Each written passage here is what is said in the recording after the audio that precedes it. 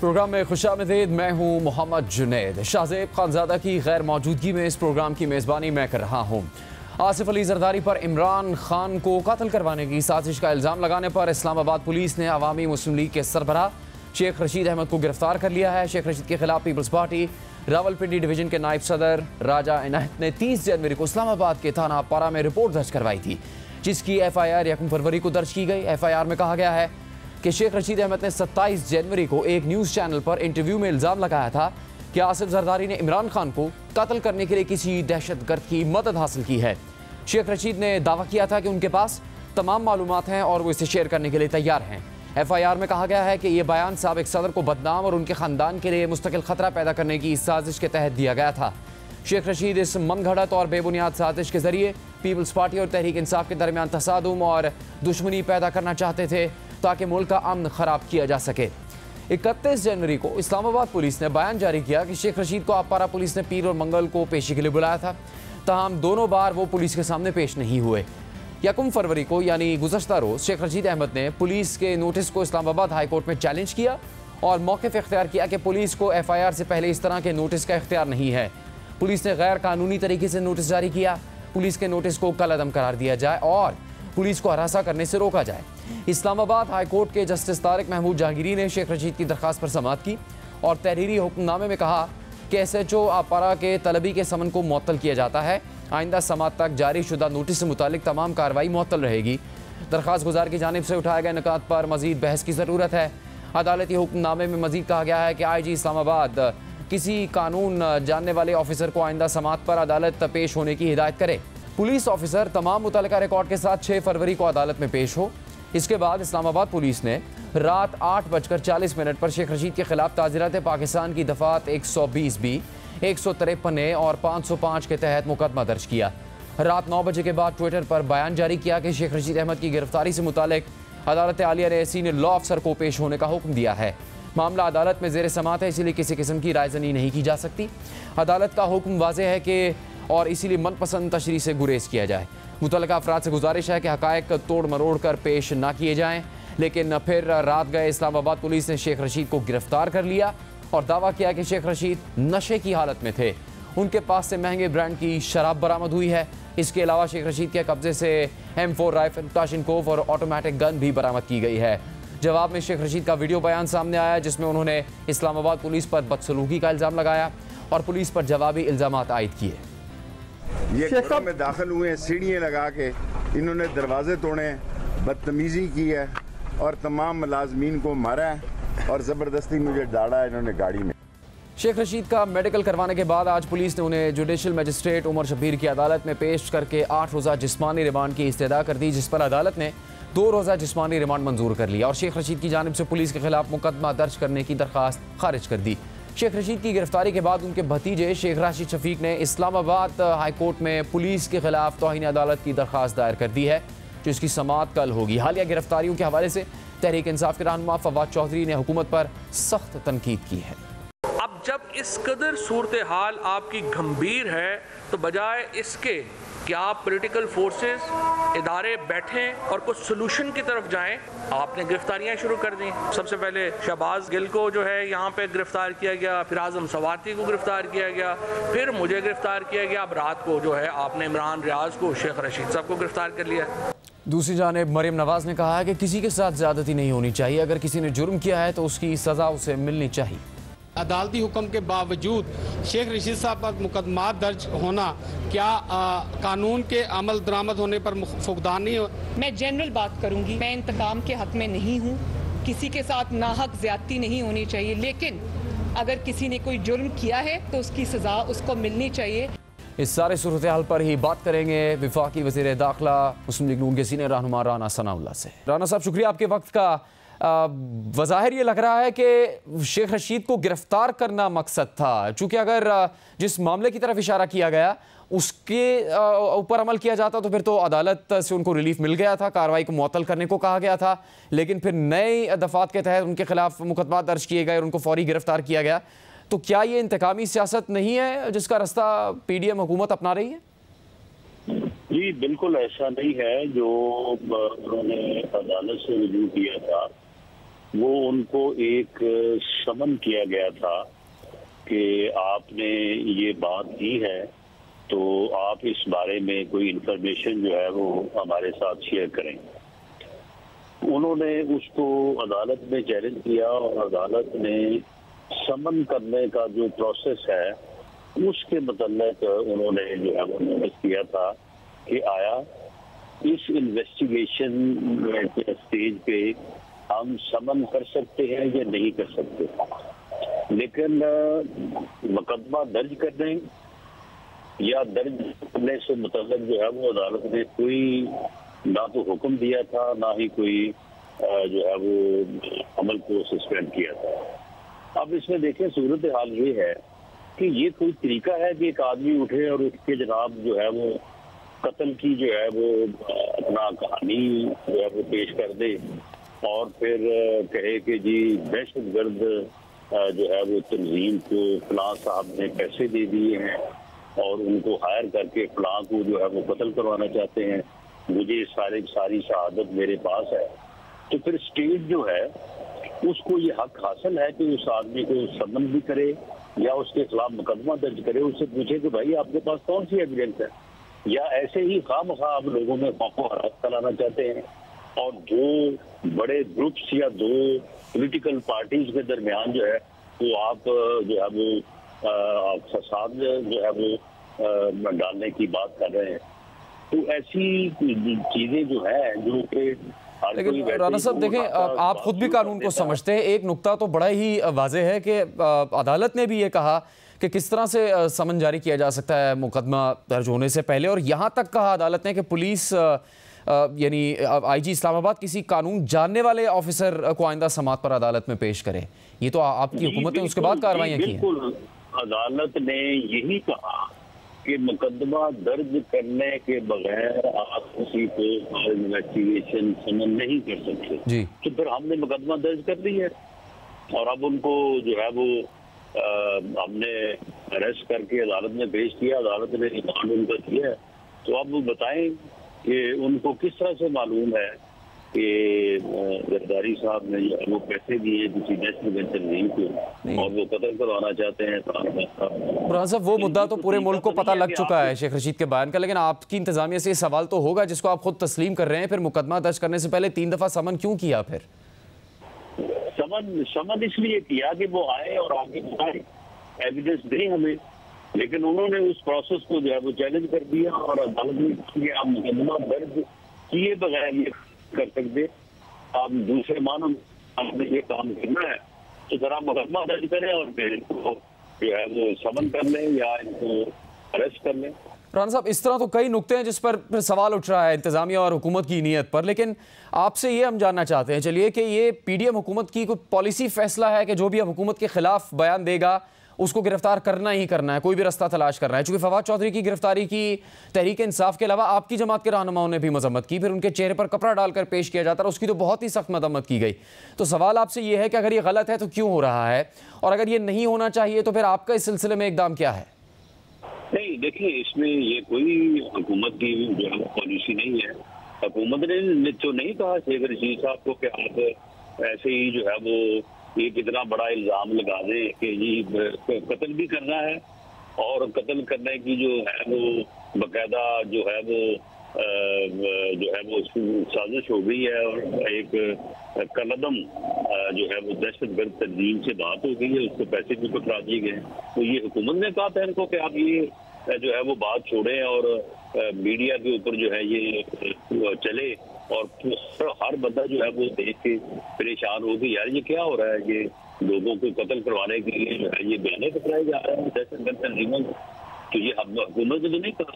फवाद चौधरी साहब को भी बिल्कुल हमने नहीं कहा कि आप इलेक्शन कमीशन को धमकियां दें, और ना ही हमने इलेक्शन कमीशन को कहा कि जी आप उसके खिलाफ मुकदमा दर्ज कराने के लिए जो है वो दरखास्त दें। अब सेक्रेटरी इलेक्शन कमीशन जो ग्रेड 21-22 का ऑफिसर है वो जा रहा है बताने में कि जी मुझे ये धमकियां दी गई हैं, मेरे अहले खाना को जो है वो धमकाया गया है, तो क्या पुलिस पर्चा दर्ज ना करें, पुलिस मुकदमा दर्ज ना करें?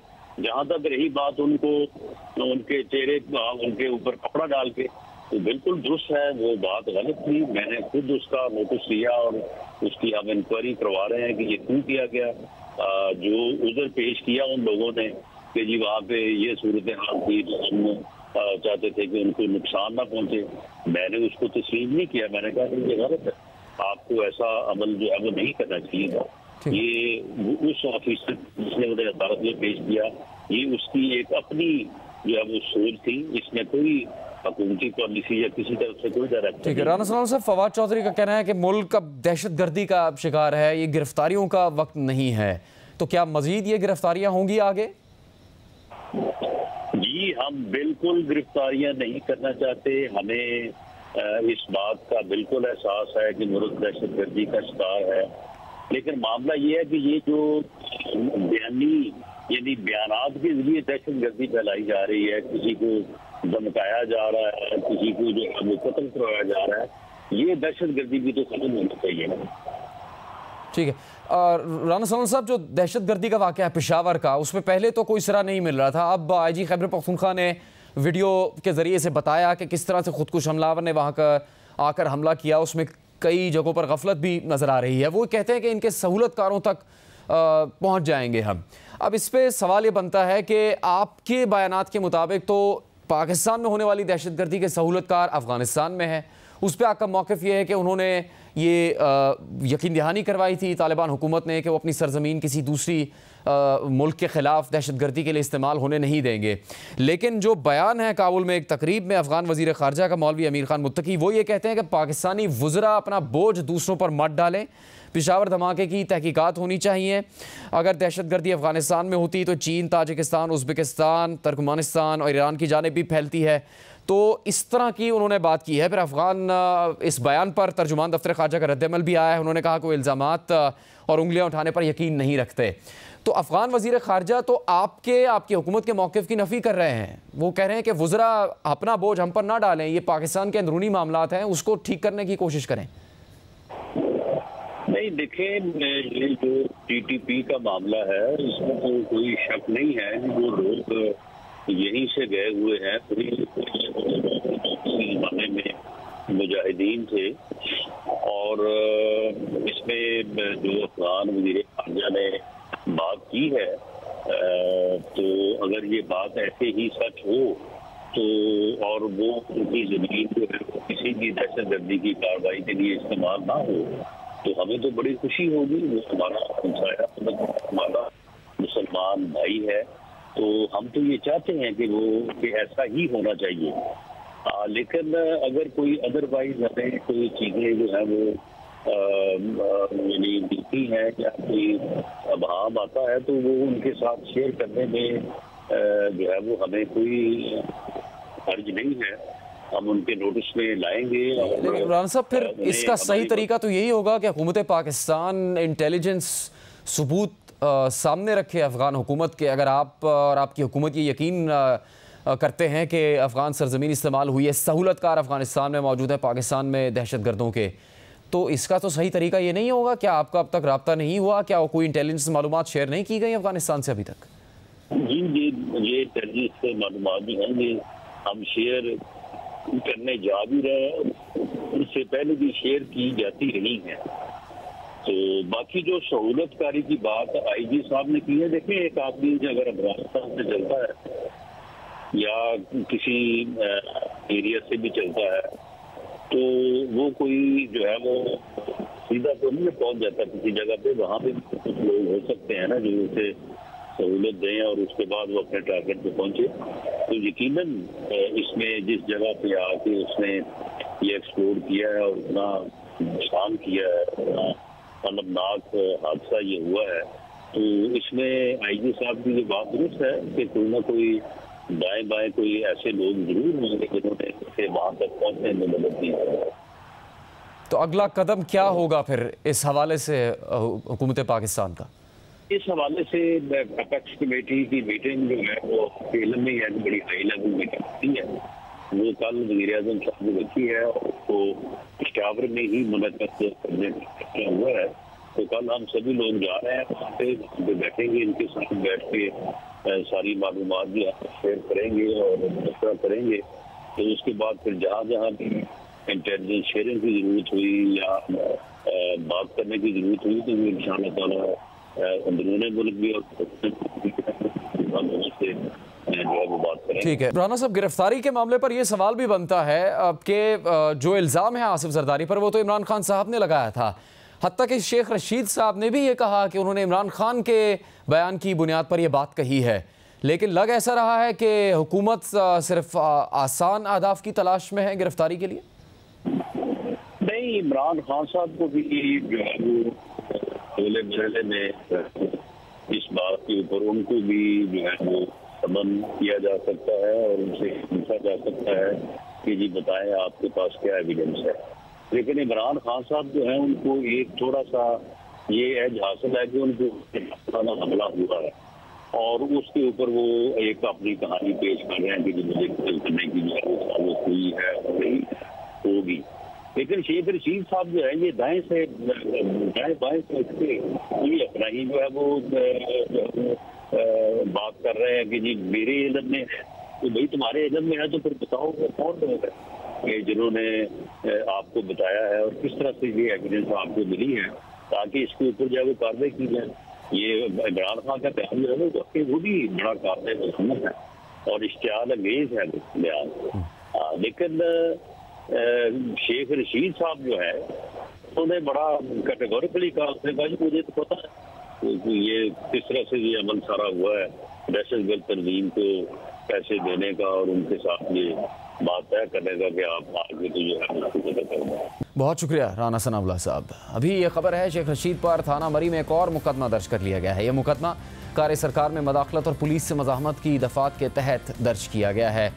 इसी बारे में हम मजीद बात करेंगे पाकिस्तान के सीनियर सहाफ़ी तज्ज़ियाकार मुजीबुर रहमान शामी और सीनियर सहाफ़ी एंकर पर्सन आसमा शिराजी से। मुजीबुर रहमान शामी साहब, PDM में शामिल तमाम जमातें इस चीज़ की मजम्मत करती रही हैं कि वो इंतकामी सियासत के हक़ में नहीं है, इंतकामी सियासत का रास्ता नहीं अपनाएंगे और जिस तरह के मुकदमात में अब लोगों को गिरफ़्तार किया जा रहा है ऐसे मुकदमात में गिरफ़्तार किया नहीं जाना चाहिए। हत्ता कि अब भी कई PDM रहनुमाओं ने भी फवाद चौधरी के खिलाफ कार्रवाई की मजम्मत की और अब शेख रशीद साहब को गिरफ्तार किया गया है।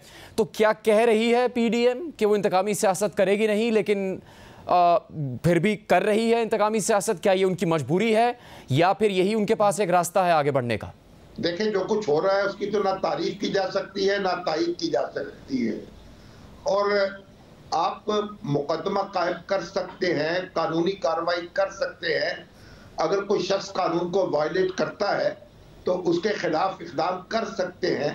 लेकिन जिस तरीके से ये सारे मामला हो रहे हैं, जैसे फवाद चौधरी साहब को पकड़ा गया, फिर उनके साथ जो बदसलूकी की गई और चेहरे पर एक कपड़ा चढ़ा दिया गया, हथकड़ी लगाई गई, उससे पहले शहबाज गिल और उससे पहले आजम सवाती साहब, उनके साथ तो जो कुछ हुआ वो तो बहुत ही अफसोसनाक था।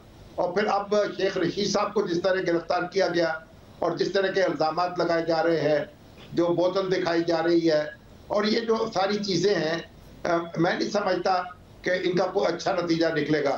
और ये वज़ीर आज़म शहबाज शरीफ को इस पर गौर करना चाहिए, इसका नोटिस लेना चाहिए और उस कटहरे में नहीं खड़े हो जाना चाहिए जिसमें हम इमरान खान साहब को खड़ा किया करते थे या उनसे पहले कुछ दोस्तों को, कुछ हुक्मरानों को खड़ा किया करते थे। अगर PDM को अपने फेल को अपने कॉल के मुताबिक रखना चाहिए और किसी तरह भी इस तरह की कार्रवाई जो है उसकी सपोर्ट नहीं करनी चाहिए। जो लोग ये काम कर रहे हैं, मैं तो समझता हूँ उनके खिलाफ कार्रवाई होनी चाहिए। जी आसमा साहिबा, अब फवाद चौधरी साहब हो, शेख रशीद साहब हो, ये बात तो वाज़ेह है कि माजी में जब दूसरे जमातों के अरकान के खिलाफ ऐसी कार्रवाइयाँ हो रही थी तो उन शख्सियात ने शायद कम ही मजम्मत की हो या कभी ना भी की हो। अब कई रहनुमा ऐसे हैं PDM के और सहाफ़ती हलकों में तलकीद हो रही है ऐसी कार्रवाइयों पर, लेकिन ये कार्रवाइयाँ रुक नहीं पा रही, एक के बाद एक शख्स को गिरफ्तार किया जा रहा है। तो अगर ये बात साबित होती है कि नाजायज़ मुकदमात में गिरफ्तार किया जा रहा है तो फिर ये वाज़ेह है कि PDM भी इंतकामी सियासत का रास्ता ही अपना रही है, बावजूद इसके कि जो उनके साथ इंतकामी सियासत हुई उसकी वो अब भी मजम्मत कर रहे हैं और दावा ये करते आए कि वो ये रास्ता नहीं अपनाएंगे। जी बिल्कुल, अनफॉर्चुनेटली यही सूरत हाल है। और आज आपने देखा है कि जो पाकिस्तान का ट्रांसपेरेंसी इंटरनेशनल ने जो दिखाया कि पाकिस्तान का जो जमहूरियत के हवाले से ग्राफ है वो कितना नीचे आ चुका है। 2022 की गो के रिपोर्ट है, 2023 की नहीं है, लेकिन वो शायद इससे ज़्यादा मुख्तलिफ नहीं होगी। अब जो बात फवाद चौधरी साहब ने कही या जो बात शेख रशीद साहब कह रहे हैं वो बात काबिल मज़म्मत तो है, लेकिन काबिल गिरफ्त नहीं है। यानी आप ठुड्डे मारने के ऊपर कौन सी शिक लगाएंगे? जो बदजुबानी शेख रशीद साहब ने अपनी गिरफ्तारी के बाद की या उससे पहले की, उसके ऊपर कौन सी शिक लगती है? तो मेरा नहीं ख्याल कि जो जिस चीज़ की मज़म्मत होनी चाहिए और जिस चीज़ को आपको पब्लिक पे छोड़ना चाहिए कि ये रवैया इख्तियार किया जा रहा है कि कल फवाद चौधरी साहब रिहाई के बाद भी उन्होंने उसी तरह की गुफ्तगू की, तो वो काबिल गिरफ्त नहीं था। उसको काबिल गिरफ्त बनाने के लिए आप दफ़ात लगाते हैं, ख़ास करके वो दफ़ात जो कि कलोनियल आपका जो एक बैगेज है उसको बुनियाद बनाकर बगावत के ऊपर लगा देते हैं। तो ये काफ़ी काबिल अफसोस बात है। और इसी तरह से जो शामी साहब ने इशारा किया कि आप कोई बोतलें बरामद कर रहे हैं, या अब तो क्या फ़र्क रह गया? आप बोतल बरामद कर रहे थे, वो आपसे हेरोइन बरामद कर रहे थे। तो मेरा ख्याल है कि ये एक बहुत ही अफसोसनाक बात है। जो सब चीज़ें पिछले दौरे हुकूमत में जिसकी तरफ इशारा किया जाता रहा, जो आमराना रवैये या फिस्तायत थी, अगर उसको PDM गवर्नमेंट ने भी उसी तरह से कंटिन्यू करना है तो फिर माजरत के साथ इस मुल्क के अंदर कोई अच्छी बात तो नहीं हो सकती। फिर तो सिर्फ इंतकामी कार्रवाइयाँ हो सकती हैं। और पाकिस्तान का जो मुआशरा है वो मजम्मत करता है। जो आज शेख रशीद साहब ने जो ज़ुबान इस्तेमाल की अपनी गिरफ्तारी के बाद, वो भी इंतहाई काबिल मजम्मत है। वो उनको नहीं करनी चाहिए थी। जो गालम गलोच उन्होंने की है, जिस तरह के नारे उन्होंने लगवाए हैं, वो उनको नहीं करने चाहिए थे। लेकिन ये काबिल ताज़ीर जुर्म बनता है। क्या आपको लगता है कि ये काबिल ताज़ीर जुर्म है? तो मेरा ख्याल है कि कुछ चीज़ें काबिल मजम्मत है, काबिल गिरफ्त। जी, मुजीब रहमान शामी साहब, मुल्क जिस तरह से गुजर रहा है एक मुआशी बहरान से, और फिर PDM की सफ़े अव्वल की जमात मुस्लिम लीग नून है जिसके पास वज़ारत उज़्मा है, उसकी हिकमत अमली आप समझ पा रहे हैं कि शाहिद खाकान अब्बासी, जिनकी पार्टी में भी बहुत इज़्ज़त है, दीगर जमातों की तरफ से भी उनका एहतराम से नाम लिया जा रहा है, वो पार्टी की नायब सदारत से मुस्ताफ़ी हो रहे हैं,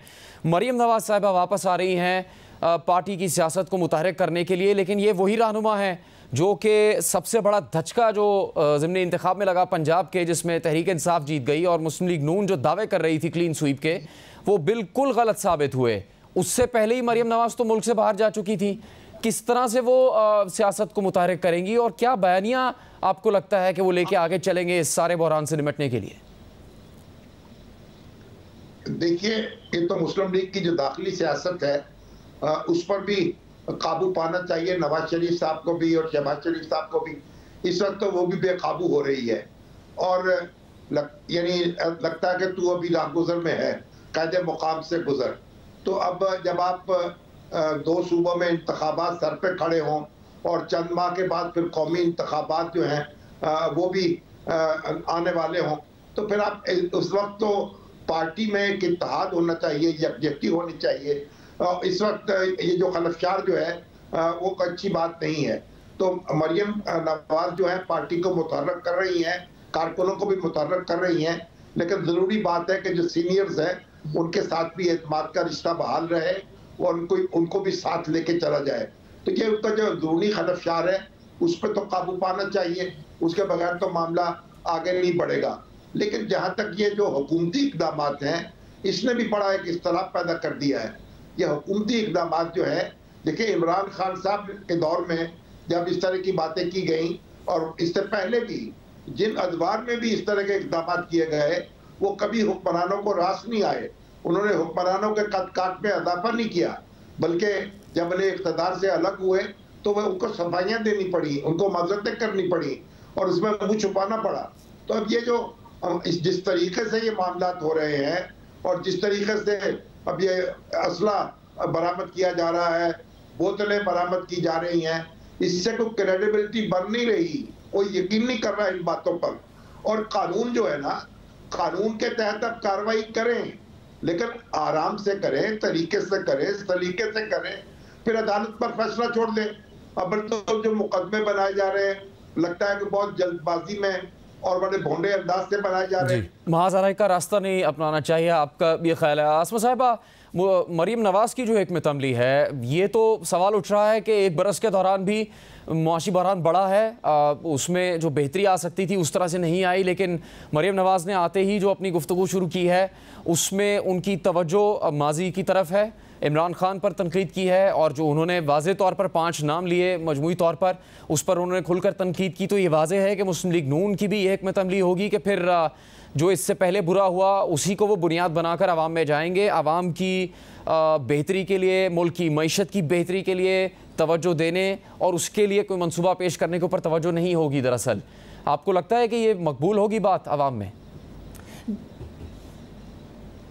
देखिए, मेरा ख्याल है अनफॉर्चुनेटली जो हमारे यहाँ सियासत है उसमें इसी चीज़ को मकबूल बना दिया गया है। ये पब्लिक गैलरीज़ के साथ खेलने के लिए जुमले, इसी तरह की एंटी इस्टेब्लिशमेंट या जो बाकी जो एक नैरेटिव बनाया गया है उसी को एक पॉपुलर नैरेटिव भी अब समझा जा रहा है। तो उसके लिए उन्होंने यानी PMLN ये समझती है कि मरीम नवाज़ के आने से वो जो आवाम की एक गैलरी है या आवाम के साथ जो मुखातिब होना है वो उसी लबो लहजे में उनके साथ मुखातिब होंगी, जिसमें कि वो 5 के टोले का जिक्र कर रहे हैं। तो ये उनका पुराना बयानिया है जिसको वो नए अंदाज में पेश करने की कोशिश करेंगी। ये बात आपकी दुरुस्त है कि इसके साथ साथ कंस्ट्रक्टिव जो पॉलिटिक्स है उसकी भी बुनियाद रखनी चाहिए, और मरीम नवाज़ साहिबा के अंदर ये कैपेबिलिटी हो सकती है कि वो एक जो तामीरी सियासत है उसका भी आगाज़ करें। वो साथ साथ ये भी बताएं कि वे फॉरवर्ड क्या है, वो यूथ को कैसे इंगेज करेंगी, उनकी सियासत किस तरह से इमरान खान साहब की सियासत से मुख्तलिफ होगी, वो किस तरह से लोगों को आगे ले जाएंगी और जमहूरियत पर यकीन रखने की कोशिश करेंगी, जो कि इस वक्त आवाम का उठता चला जा रहा है। उनकी यानी इस वक्त की जो हुकूमत की कारकर्दगी है या पिछली हुकूमत की जो कारकर्दगी है, आवाम जो है वो हुक्मरानी से और हुक्मरानों से दूर होते चले जा रहे हैं। उनको किस तरह से उस गैप को ब्रिज करना है, ये सबसे बड़ा चैलेंज जो है वो मरीम नवाज़ साहिबा के साथ होना चाहिए और हो सकता है। लेकिन अब जाहिर है कि अगर उसके अंदर वो बयानिए की जंग में जाएंगी, और ये सवाल हम जैसे लोग, आप जैसे लोग रोज़ उठाते थे, क्या बयानिया वो लेके आएंगी, तो उसमें उन्होंने पुराना बयानिया दोहराना ही मुनासिब समझा, उसमें नई चीज़ अभी तक नहीं आई है, और वो लोगों को ये याद दहानी कराने पे ज़्यादा यकीन रखती हैं कि किस तरह से उनकी हुकूमत को बरतरफ किया गया, उनके वालिद को किस तरह से नायल किया गया, कौन सी इंतकामी सियासत की गई। मेरा ख्याल है कि पाकिस्तान मुस्लिम लीग नवाज़ ये ज़रूरी है अगर ये बताना और बताना चाहिए, तो उसके साथ साथ इस बात पर भी गौर करना चाहिए कि उनको अवाम और रियासत के बीच जो ब्रिज बनने के लिए जो अपना एक वो किरदार अदा कर सकती हैं अगर, और यूथ को इंटरेक्ट उनके साथ कर सकती हैं, तो उसके ऊपर भी उनको ज़रूर फोकस करना चाहिए। बहुत बहुत शुक्रिया आपका आसमा शिराजी साहिबा। मुजीबुर रहमान शामी साहब प्रोग्राम में बात कर रहे थे। आगे भी हम आज मुल्क की मुख्तलिफ वाक़यात के हवाले से बात करेंगे एक ब्रेक के बाद। प्रोग्राम में एक बार फिर खुशामदीद। इमरान खान को 5 ऐसे केसेस का सामना है जिनमें उनकी नाअहली हो सकती है, वो इलेक्शन के मैदान से बाहर हो सकते हैं। इमरान खान खुद भी कई बार अपनी नाअहली के खदशे का इजहार कर चुके हैं। इमरान खान से मुताल्लिक इन 5 हाई प्रोफाइल केसेस में से एक अहम तरीन केस उनकी मुबैना बेटी टेरियन वाइट से मुताल्लिक है। दूसरा केस PTI की ममनुआ फंडिंग से मुताल्लिक है। आज इस्लामाबाद हाई कोर्ट से इन दोनों केसेस के हवाले से बड़ी खबरें सामने आई हैं। टेरियन वाइट केस में इमरान खान की तरफ से बेंच पर उठाया गया एतराज़ पर चीफ जस्टिस आमिर फारूक, जो खुद ये केस सुन रहे हैं, उन्होंने मजीद समाअत के लिए लार्जर बेंच तश्कील देने की हिदायत कर दी है। जबकि ममनुआ फंडिंग केस में ये बड़ी पेशरफ्त हुई है कि आज इस्लामाबाद हाई कोर्ट के लार्जर बेंच ने इलेक्शन कमीशन के फैसले के खिलाफ तहरीक इंसाफ की अपील खारिज कर दी है और अपने तफसीली फैसले में तहरीक इंसाफ की दरख्वास्त को कबल अज़ वक्त करार दे दिया है। लिखा है, शो कॉज नोटिस से मुतालिक कार्रवाई के अख्तिताम पर PTI मुतासिर हो तो अदालत से रुजू कर सकती है। अदालत को एतमाद है कि इलेक्शन कमीशन और वफाकी हुकूमत तहरीक इंसाफ और उसके चेयरमैन के आईनी हुकूक की खिलाफ वर्जी नहीं करेंगे। इस्लामाबाद हाई कोर्ट के जस्टिस बाबर सत्तार ने फैसला तहरीर किया है, जिसमें इलेक्शन कमीशन का 2 अगस्त 2022 का वो फैसला बरकरार रखा गया है, जिसमें कहा गया था कि तहरीक इंसाफ पर ममनुआ ज़राए से फंडिंग लेना साबित हुई है। इमरान खान पार्टी फंडिंग से मुतालिक इलेक्शन कमीशन के सामने गलत डिक्लेरेशन जमा करवाते रहे हैं। अपने इस फैसले की रोशनी में इलेक्शन कमीशन ने तहरीक इंसाफ को नोटिस जारी किया था और ये वजाहत तलब की थी कि तहरीक इंसाफ के ये ममनुआ फंड्स क्यों ना जब्त किए जाएँ। इस हवाले से इलेक्शन कमीशन में केस ज़ेर समाअत है और सिर्फ यही नहीं, इलेक्शन कमीशन का फैसला सामने आने के बाद FIA ने भी अपनी तहकीकात शुरू की थी और FIA की तहकीकात की बुनियाद पर इस्लामाबाद की बैंकिंग कोर्ट में इमरान खान समेत दीगर अफराद के खिलाफ मुकदमा चल रहा है। मगर इमरान खान बार बार तलबी के बावजूद अदालती कार्रवाई का हिस्सा नहीं बन रहे। परसों भी इमरान खान की अदम पेशी पर अदालत ने सख्त अहकामात जारी किए थे। अदालत ने परसों की समाअत की हद तक तो इमरान खान की हाजिरी से इस्तिस्ना की दरख्वास्त कबूल कर ली थी और उनकी जमानत में 15 फरवरी तक तौसी भी कर दी थी। लेकिन अदालत ने वीडियो लिंक पर हाजिरी लगाने की इस्तदा मुस्तरद करते हुए सख्ती से कहा था कि आइंदा समाअत पर इमरान खान पेश नहीं हुए तो जमानत खारिज कर दी जाएगी। कोई नई दरख्वास्त लाने की कोशिश की गई तो तब भी जमानत खारिज कर दी जाएगी। दौरान समाअत इमरान खान के वकील बैरिस्टर सलमान सफदर ने कहा कि इमरान खान को एक से ज़्यादा गोलियां लगी हैं, वो नकलो हरकत नहीं कर पा रहे। तो FIA के स्पेशल प्रोसिक्यूटर ने सवाल उठाया कि कानून सबके लिए बराबर होना चाहिए, एक गरीब आदमी पेश ना हो तो उसकी जमानत मनसूख हो जाती है। साबिक वज़ीर-ए-आज़म को हमेशा क्यों अदम पेशी पर तौसी दी जाए। इमरान खान के वकील ने मौक़िफ़ इख्तियार किया कि FIA को कई बार दरख्वास्त की है कि जमान पार्क में आकर तफ्तीश कर ले। FIA खुद नहीं आना चाहती तो सवालनामा दे दे। समाअत के आखिर में खातून जज रक्षंदा शाहीन ने रिमार्क्स दिए कि इमरान खान बेशक मेरे सामने आकर खड़े ना हो, आकर बस हाजिरी लगवा दें। यूँ इस केस में इमरान खान को 15 फरवरी तक जमानत में तौसी मिली हुई है। अब देखना यह है कि इमरान खान अगली पेशी में अदालत आते हैं या नहीं और उनकी अबूरी जमानत का क्या स्टेटस होता है। इसके अलावा इमरान खान के खिलाफ दूसरा अहम तरीन केस उनकी मुबैना बेटी टेरियन वाइट से मुताल्लिक है, जिसमें कल इमरान खान ने इस्लामाबाद हाई कोर्ट में अपनी इब्तदाई तहरीरी जवाब जमा करवाया था और अदालती इदारा इख्तियार और बेंच पर एतराज़ उठाया था। अपने जवाब में इमरान खान ने यह टेक्निकल ग्राउंड इख्तियार की कि 2018 में जस्टिस आमिर फारूक समेत 4 जजेस ने ज़ाती वजूहात की बिना पर यह केस सुनने से माजरत कर ली थी। लिहाजा एक दफ़ा अगर कोई जज कोई केस सुनने से माजरत कर ले तो वो दोबारा भी ये केस नहीं सुन सकता। इस एतराज़ पर आज जस्टिस आमिर फारूक ने इमरान खान के वकील से कहा कि आपकी जानिब से बेंच पर एतराज़ उठाया गया है। उन्होंने 2018 में केस सुनने से माजरत ज़ाती वजूहात पर नहीं की थी, बल्कि उस वक्त दरख्वास्त गुजार ने केस मखसूस बेंच के सामने लगाने की इस्तेदा की थी। बहरहाल आपने एतराज़ उठाया है तो बेंच की तश्कील नौ कर देते हैं, हम लाजर बेंच के सामने मामला रखेंगे। दौरान समाअत इमरान खान के वकील ने कहा कि आप बेहतरीन जज हैं, हमने सिर्फ कुछ मालूमात सामने रखी हैं। जस्टिस आमिर फारूक ने मजीद ये भी कहा कि इमरान खान का एतराज़ है कि वो अब पब्लिक ऑफिस होल्डर नहीं रहे। इलेक्शन कमीशन से कंफर्म करना है कि उनकी मौजूदा पोजीशन क्या है। इलेक्शन कमीशन से डी नोटिफाई होने का नोटिफिकेशन मंगवा लेते हैं। इस्लामाबाद हाई कोर्ट ने केस की मजीद समाअत 9 फरवरी तक मुलतवी कर दी है। इस मुकदमे में इमरान खान पर इल्ज़ाम है कि वो अपने 2 बेटों के अलावा एक बेटी के भी बाप हैं, मगर उन्होंने इलेक्शन कमीशन में जमा करवाए गए अपने कागजात नामजदगी में अपनी बेटी को जाहिर नहीं किया है। लिहाजा वो आइन के रूह से सादिक और अमीन नहीं रहे और यूँ अवामी ओहदा रखने के लिए भी नाअहल हो जाते हैं। फ़िलहाल इस्लामाबाद हाई कोर्ट में ये जायज़ा लिया जा रहा है कि दरख्वास्त काबिल समाअत है या नहीं। तमाम इमरान खान के तहरीरी जवाब में मौक़िफ़ इख्तियार किया गया है कि इमरान खान 19 सितंबर 2022 के इलेक्शन कमीशन के ऑर्डर और 11 अप्रैल 2022 के इस्तीफ़े के मुताबिक कौमी असम्बली के रुकन नहीं रहे और उनका अपने इस्तीफ़े का फैसला अटल है। साथ ही उनका मौजूदा कौमी असम्बली में कोई नशिस्त लेने का इरादा भी नहीं है। लिहाजा एक ऐसे शख्स से मुताल्लिक़ इस तरह की दरख्वास्त पर समाअत जो पार्लियामेंट का रुकन ही ना रहा हो, वो इस अदालत के दायरे कार में नहीं आता। जहाँ तक इमरान खान के किसी बयान हल्फी या डिक्लेरेशन की सदाकत का ताल्लुक है तो इसका जायज़ा लेना भी इस अदालत के आइनी दायरे कार में नहीं आता, ख़ास तौर पर एक ऐसे शख्स से मुताल्लिक़ जिसके पास अवामी ओहदा नहीं रहा हो। ऐसा कोई जायज़ा लेने के लिए मजाज फोरम के सामने ट्रायल के दौरान लीडिंग ऑफ एविडेंस, गवाहों की एग्जामिनेशन और क्रॉस एग्जामिनेशन दरकार होती है। इमरान खान ने मजीद लिखा कि मज़कूरा पिटीशन में उठाया गया बदनीयती पर मबनी ये मामला पहले ही इस अदालत के आइनी दायरे कार में नाकाबिले तवज्जो करार दिया जा चुका है। यहाँ पर इस्लामाबाद हाई कोर्ट के जनवरी 2019 के फैसले का हवाला दिया गया और मुतल्लिका पैरा को रिप्रोड्यूस किया गया, जिसमें उस वक्त टेरियन वाइट की वल्दियत से मुताल्लिक़ इमरान खान की नाअहली से मुताल्लिक़ दरख्वास्त मुस्तरद की गई थी। इमरान खान के जवाब में मजीद ये एतराज़ भी उठाया गया है कि 2018 में जब ये मामला इस्लामाबाद हाई कोर्ट के सामने आया था तो उस वक्त जस्टिस अतर मिनल्ला, जस्टिस आमिर फारूक, जस्टिस गोल हसन औरंगज़ेब और जस्टिस मोहसिन अख्तर कियानी ने केस सुनने से माज़रत कर ली थी। इस हवाले से इस्लामाबाद हाई कोर्ट के एडिशनल रजिस्ट्रार का दिसंबर 2021 का एक नोट भी इमरान खान ने अपने जवाब का हिस्सा बनाया है और फिर मौक़िफ़ इख्तियार किया कि ये तयशुदा कानून है कि अगर कोई जज ज़ाती वजूहात की बिना पर किसी मामले की समाअत से एक दफ़ा माजरत कर ले तो वो फिर इस मामले को एंटरटेन नहीं कर सकता। लिहाजा दीगर हक़ाइक़ के साथ इस बात को सामने रखते हुए कि इमरान खान कौमी असम्बली के रुकन नहीं रहे, इसलिए ये पटिशन काबिल समाअत नहीं है और फ़ौरन मुस्तरद कर देने की अहल है। इमरान खान ने यह इस्तेदा भी की है कि उनके जवाब में उठाए गए इब्तदाई एतराज़ात पर शुरू में ही फैसला कर दिया जाए। अब दिलचस्प बात यह है कि इमरान खान ने ये जो नुक्ता अदालत में उठाया है कि वो कौमी असम्बली के रुकन नहीं रहे और मज़ीद ये कि वो मौजूदा असम्बली में वापसी का कोई इरादा नहीं रखते, ये नुक्ता इमरान खान की सियासी पोजीशन के ख़िलाफ़ है, क्योंकि इमरान खान अपनी पुरानी नशिस्त से तो नाअहल हो चुके लेकिन ज़िमनी इलेक्शन में 6 हल्कों से कामयाब भी हुए और इलेक्शन कमीशन से नोटिफिकेशन भी हो चुका। इसके अलावा 16 मार्च को कौमी असम्बली के जिन 33 हल्कों में ज़िमनी इलेक्शन होने हैं उन सब में भी इमरान खान ने खुद कागजात नामजदगी जमा करवाने का फ़ैसला किया है। सिर्फ यही नहीं, आज कल उनकी पूरी जमात पूरा जोर लगा रही है कि किसी तरह से उनकी कौमी असम्बली में वापसी हो जाए, यानी ये वाज़ेह है कि इमरान खान ने टेरर इनवाइट केस में जो लीगल पोजीशन ली है वो उनकी सियासी पोजीशन के खिलाफ जा रही है। इसके अलावा अपने जवाब में इमरान खान ने यह एतराज़ भी उठाया है कि इस्लामाबाद हाई कोर्ट में माजी में इस तरह की एक दरख्वास्त को नाकाबिल समाअत करार देकर खारिज किया जा चुका है, लिहाजा अब ये केस दोबारा नहीं सुना जा सकता।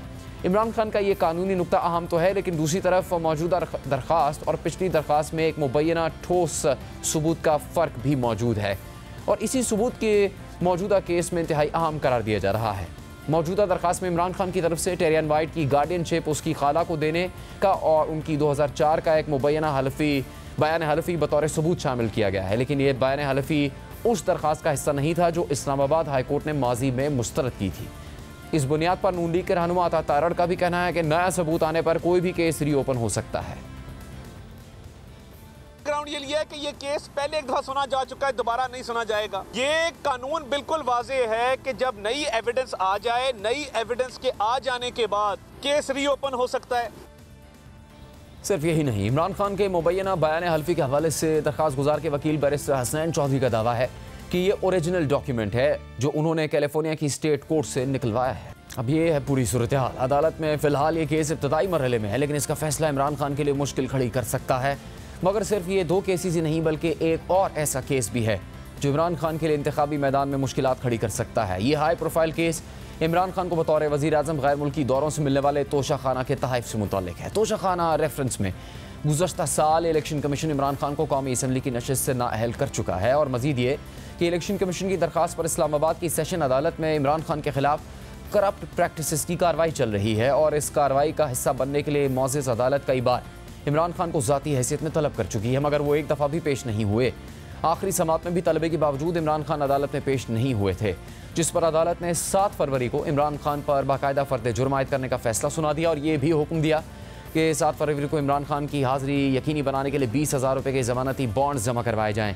दौरान समाअत इलेक्शन कमीशन के वकील ने अदम हाज़िरी पर इमरान खान के वारंट गिरफ्तारी जारी करने की दरख्वास्त की, मगर अदालत ने यह दरख्वास्त मुस्तरद कर दी। एडिशनल सेशन जज जफ़र इकबाल ने इमरान खान के वकील से पूछा कि इमरान खान की तरफ से वकालतनामा किधर है, तो उनके वकील ने जवाब दिया कि हमने गुज़श्ता समाअत पर इमरान खान का मेडिकल सर्टिफिकेट पेश किया था, तो अदालत ने उनसे कहा आज वकालतनामा भी जमा करवा दें।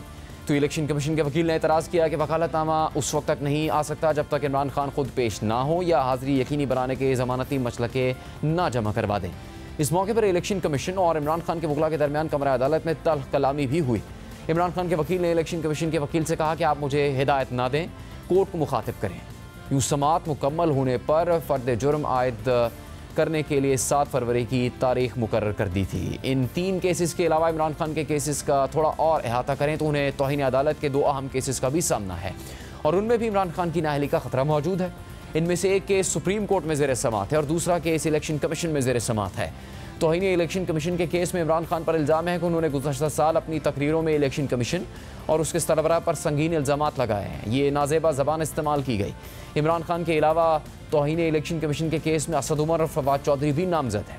अहम बात यह है कि गुज़श्ता साल अगस्त में इलेक्शन कमीशन ने इमरान खान को नोटिस भेजा था, मगर वो आज तक एक दफ़ा भी पेश नहीं हुए। यही वजह है कि गुज़श्ता माह की 10 तारीख को इलेक्शन कमीशन ने इमरान खान, असद उमर और फवाद चौधरी के काबिल ज़मानत वारंट जारी कर दिए थे, जो बाद में Lahore high court Rawalpindi bench ने मुअत्तल कर दिए थे। फिर 24 जनवरी की समाअत में इलेक्शन कमीशन के एक रुकन ने ये रिमार्क्स दिए कि क्या बड़े लोगों की कानूनी जिम्मेदारी नहीं है कि वो पेश हों, हम वारंट निकालें तो हाई कोर्ट मुअत्तल करती है और कहती है कार्रवाई जारी रखें।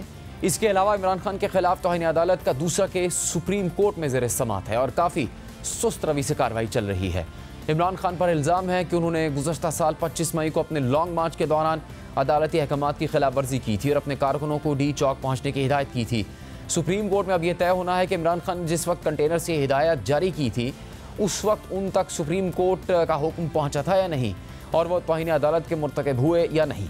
इस हवाले से सुप्रीम कोर्ट में कुछ समाअतें हो चुकी। इमरान खान के वकला ये साबित करने की कोशिश कर रहे हैं कि इमरान खान तक अदालती हुक्म देर से पहुँचा था, जबकि वफाकी हुकूमत का मौक़िफ़ यह है कि जिस वक्त इमरान खान ने अपने कारकुनों को डी चौक पहुँचने की हिदायत की थी उस वक्त उनको सुप्रीम कोर्ट का हुक्म मिल चुका था।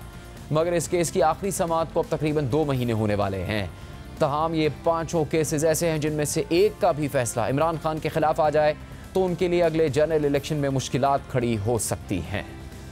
प्रोग्राम जारी रहेगा एक ब्रेक के बाद। प्रोग्राम में एक बार फिर खुशामदीद। IMF और हुकूमत के दरमियान प्रोग्राम बहाली के लिए मुज़ाकरात आज तीसरे दिन भी जारी रहे। तकनीकी मुज़ाकरात ख़त्म होने के बाद आज से पॉलिसी मामलात पर मुज़ाकरात का आगाज़ हो गया है।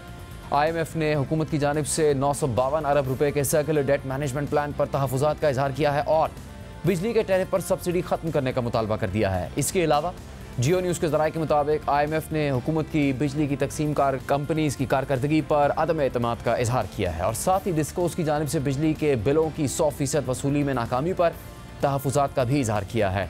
IMF का मौक़िफ़ है कि 100% बिल वसूली के बगैर पावर सेक्टर का गर्दिशी कर्ज ख़त्म नहीं हो सकता। IMF का मुतालबा है कि हुकूमत डिस्कोस की तरफ से बिजली के बिल वसूली यकीनी बनाए और IMF ने 3 डिस्कोस के अलावा दीगर तमाम डिस्कोस की कारकर्दगी को गैर तसल्ली बख्श करार देते हुए हुकूमत से सर्कुलर डेट मैनेजमेंट प्लान के अहदाफ हासिल करने का मुतालबा कर दिया है। जबकि आज मेहताब हैदर की खबर के मुताबिक IMF ने हुकूमत की जानिब से पेश किया गया सर्कुलर डेट मैनेजमेंट प्लान मुस्तरद करते हुए हुकूमत को बिजली के टैरिफ में 12.5 रुपये इजाफे का मुतालबा कर दिया है। एक तरफ IMF का बिजली और गैस के शोबे में सर्कुलर डेट ख़त्म करने और बिजली की कीमत में इजाफे का मुतालबा है, तो दूसरी तरफ गुज़श्ता रोज़ इसी प्रोग्राम में वज़ीर तवानाई खुर्रम दस्तगीर ने कहा था कि 300 यूनिट बिजली इस्तेमाल करने वालों पर इजाफी टैरिफ का बोझ नहीं पड़ेगा। इस हवाले से IMF से बातचीत कर रहे हैं। दूसरी जानिब ज़राए के मुताबिक IMF ने हुकूमत से ग्रेड 17 और इससे ऊपर के अफसरान और उनके अहल खाना के असासे डिक्लेयर करने का मुतालबा कर दिया है।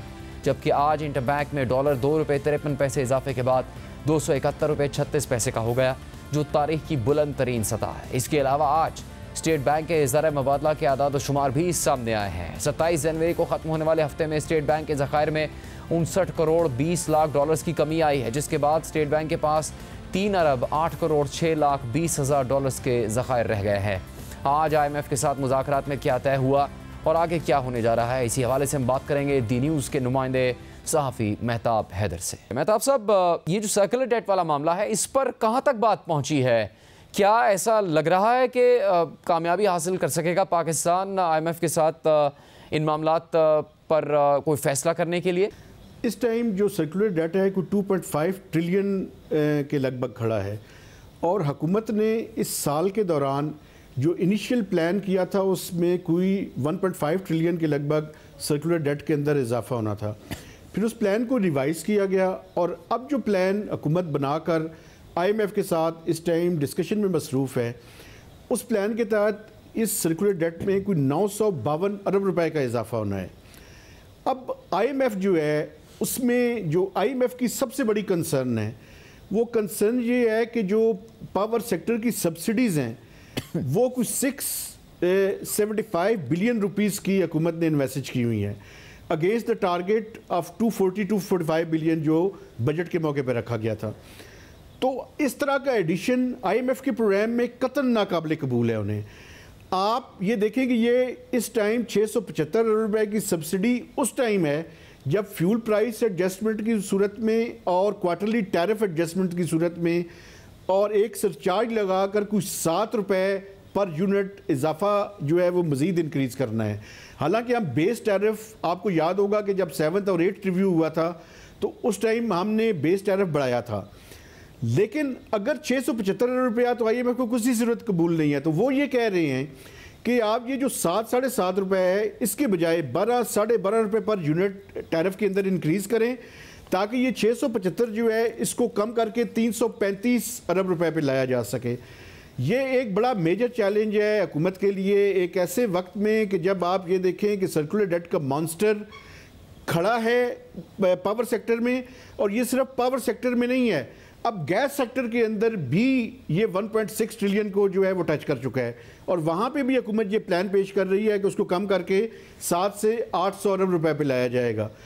अगर हुकूमत जो 200 से 300 यूनिट्स वालों को प्रोटेक्ट करती है तो पाकिस्तान का जो कमर्शियल और बल्क टैरिफ है उसमें नुमाया इजाफा करना पड़ेगा और ये एक बड़ी ही हुकूमत के लिए एक बड़ी ही टफ सिचुएशन है कि एक तरफ तो आपने देखा कि पेट्रोलियम प्राइसेस में पहले इजाफा किया, अब भी इलेक्ट्रिसिटी टैरिफ में इजाफा होगा और इसके अलावा एडिशनल टैक्सेस का भी एक इशू है और उसमें फिस्कल गैप कितना है उसको डिटरमिन करने के बाद ही पता चलेगा कि कितना बड़ा जो है वो वहाँ पे गैप है और कितने ज़्यादा टैक्सेस जो है वो हुकूमत को लगाने पड़ेंगे। मेहताब हैदर, बहुत बहुत शुक्रिया आपका। इसके साथ ही प्रोग्राम का वक्त ख़त्म होता है, इजाज़त दीजिए।